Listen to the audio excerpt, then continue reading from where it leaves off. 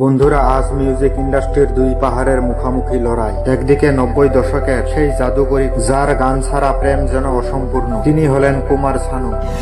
আর অন্যদিকে উত্তর পূব ভারতের এমন এক নাম, তিনি শুধু একজন গায়ক, তিনি একটা আবেগ, একটা আন্দোলন। তিনি হলেন জুবিন গার্গ। আজ কোনো ঝগড়া নয়, আজ আমরা দেখব সুরের লড়াইয়ে কে কোথায় দাঁড়িয়ে।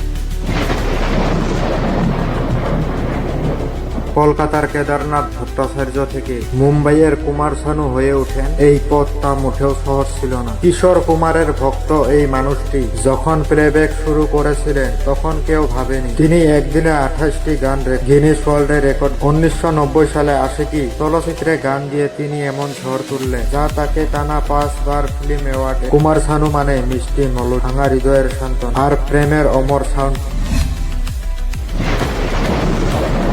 এবার আসা যাক সেই মানুষটির, যাকে আসামের মানুষ ডাকেন হার্টথ্রব। জুবিন গার্গ শুধু একজন গায়ক, তিনি একজন বিদ্রোহী ছিল। 1992 সালে তার প্রথম অনামিকা অসমীয়া মিউজিক ইন্ডাস্ট্রির ইতিহাস বদলে দিল। আর যখন তিনি বলিউডে এলেন, গ্যাংস্টার ছবির ইয়ালি তিনি পুরো ভারতকে নাচিয়ে। জুবিনের বিশেষত্ব একটাই না, তিনি একধারে গায়ক, সুরকার, অভিনেতা এবং সমাজকর্মী। তার গানে আছে পাহাড়ের হাওয়া, আছে প্রতিবাদের আগুন।